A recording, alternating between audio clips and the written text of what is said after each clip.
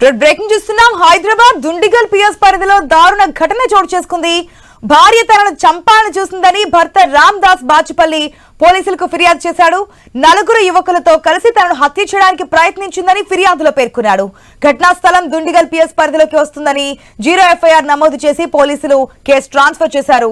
భర్తకు మద్యం తాగించి బౌరంపేట తీసుకెళ్లిన భార్య అక్కడ నలుగురు యువకులతో కలిసి బీర్ సీసాలతో దాడి చేసింది. అపస్మారక స్థితిలోకి వెళ్లిన రామ్ దాస్ చనిపోయాడని భావించి వారంతా అక్కడి నుంచి పరారయ్యారు. అర్ధరాత్రి రక్తపు గాయాలతో తమ్ముడి ఇంటికెళ్లిన రామ్ దాస్ ప్రాణాలతో బయటపడ్డాడు. బాధితుడు పోలీసులకు ఫిర్యాదు చేయడంతో ఘటన వెలుగులోకి వచ్చింది. మధ్యకాలంలో ఇటువంటి ఘటనలు కోకొల్లలుగా చూస్తూనే ఉన్నాము.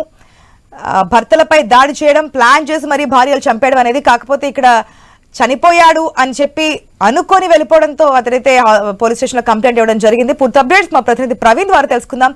ప్రవీణ్, డైరెక్ట్ గా భార్య చంపడానికి ప్రయత్నించింది. నలుగురు యువకులతో కలిపి బీర్ బాటిల్ తో దాడి చేశారు. కానీ తప్పించుకొని ప్రాణాలతో బయటపడి కంప్లైంట్ ఇచ్చినట్టుగా తెలుస్తోంది. పూర్తి డీటెయిల్స్ ఏంటి? అసలు ఈ మధ్యలో భర్తలను భార్యలు చంపడం మొత్తం టోల్గా ఒక ట్రెండ్ గా నడుస్తుందని చెప్పాలి. ఎటు చూసినా కానీ మొత్తం టోల్గా చూసుకుంటే హైదరాబాద్ దుండిగల్ పిఎస్ పరిధిలోనూ కూడా దారుణం చోటు చేసుకుందని చెప్పాలి. ఈ ఘటన ఆలస్యంగా వెలుగులోకి అయితే వచ్చింది. అయితే తన భార్య జ్యోతి తనను చంపాలని ప్లాన్ చేసింది.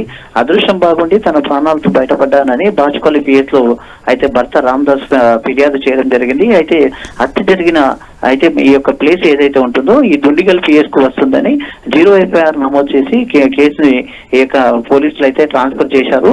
అయితే భర్త రామ్ దాస్ ను చంపేందుకు మొత్తం టోల్గా నలుగురు యువకులతోని ఈ యొక్క భార్య జ్యోతి ఎవరైతే ఉన్నారో జ్యోతి మొత్తం టోల్గా పథకం ప్రకారం ఆ యువకులతో కలిసి అయితే భర్తను హత్య చేయాలని చూసినట్టుగా తెలుస్తున్నారు. అయితే బౌరంపేటలోన ఈ ప్లాన్ మొత్తం టోల్గా బౌరంపేటలో ఉన్న ప్లాన్ ప్రకారం భర్తకు మద్యం తాగించడం జరిగింది. మద్యం తాగించిన క్రమం లోపల అక్కడ ఎవరైతే ఆ యువకులు అక్కడ ఉన్నారో మొత్తం ప్లాన్ ప్రకారంగా నలుగురితో పాటు భర్తతో పాటు ఆ జ్యోతి అక్కడికి సంఘటన స్థలానికి వెళ్ళింది. అక్కడ మద్యం తాగించిన తర్వాత ఆ బీర్ బాటిల్స్ ఏవైతే ఉంటాయో ఆ బీర్ బాటిల్స్ తోని మొత్తం టోటల్ గా కూడా అతని పైన దాడి చేయించారు. దాడి చేయించిన క్రమం లోపల అయితే రక్తపు మడుగులో పడి ఉన్నటువంటి భర్త రామ్ దాస్ అక్కడికక్కడే స్పృహ కోల్పోవడం జరిగింది. స్పృహ కోల్పోయిన వెంటనే అయితే చనిపోయాడని అనుకున్న వీళ్ళు అక్కడి నుంచి పరారయ్యారు. పరారైన తర్వాత అపస్మారక స్థితిలో నుంచి అయితే మెలకువగా వచ్చినాక అర్ధరాత్రి రక్తపు మడుగులతో తన తమ్ముడి ఇంటికి చేరుకున్నది. అక్కడ విషయం మొత్తం చెప్పగానే బాచుపల్లి పిఎస్ తో పరిధిలోని రాజీవ్ గోపాల్కులు నివాసం ఉంటున్నట్టుగా తెలుస్తుంది. హత్యకు పోలీసులు అయితే ఈ హత్య కేసుని ఛేదిస్తున్నట్టుగా తెలుస్తుంది.